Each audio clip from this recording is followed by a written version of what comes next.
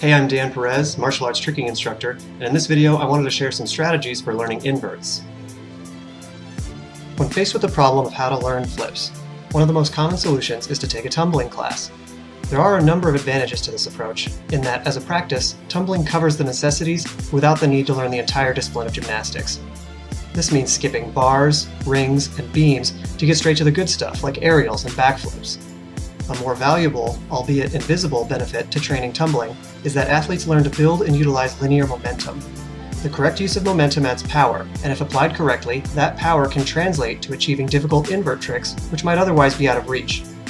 All of this sounds like a direct shortcut to the end goal of being able to do flips, but tumbling is not without its drawbacks.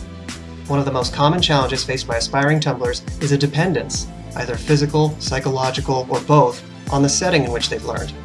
Many become reliant upon the coach to spot their skill, at least for the initial execution, which makes practicing alone a no-go.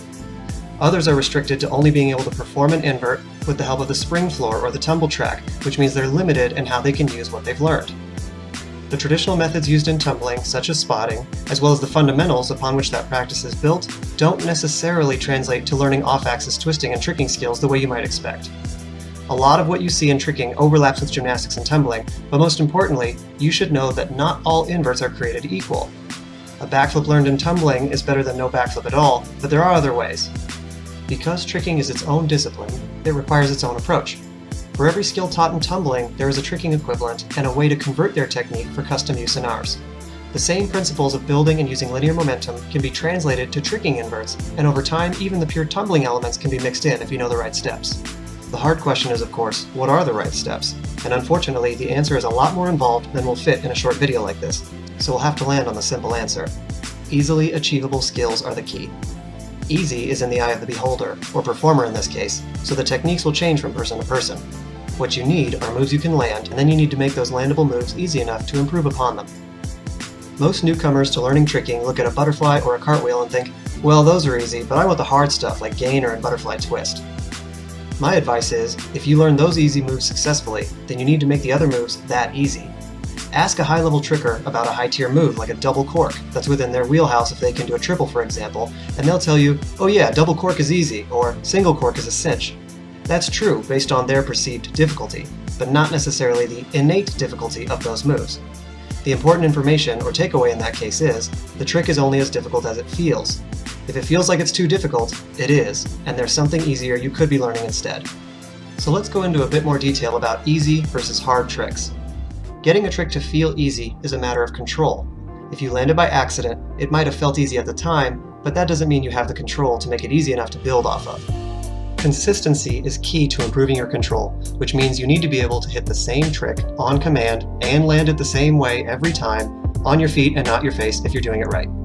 Using your easier tricks in combinations will help you build control and help you reach higher tiers of tricks. Especially for inverts, you don't want to be venturing too far into unknown territory at a time because they can ramp up really quickly into things that are too hard.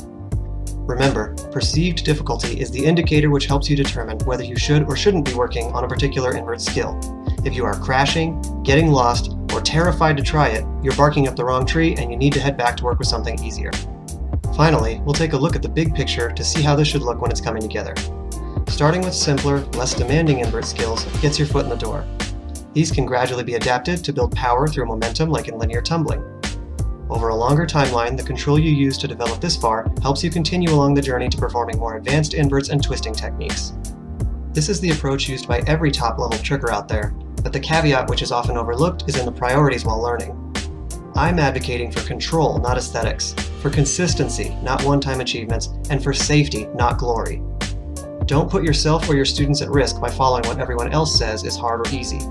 Each individual should stick to his or her own perceived difficulty, and if you're diligent and disciplined, you can turn that into the same result in time.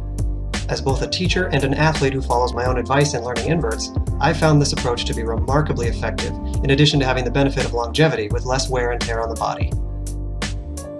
For more tips and tactics on how to learn martial arts tricking, check out teachmetricking.com, or to offer my skills and concepts at your facility, pick up my program at cinematicmartialarts.com. Thanks for watching.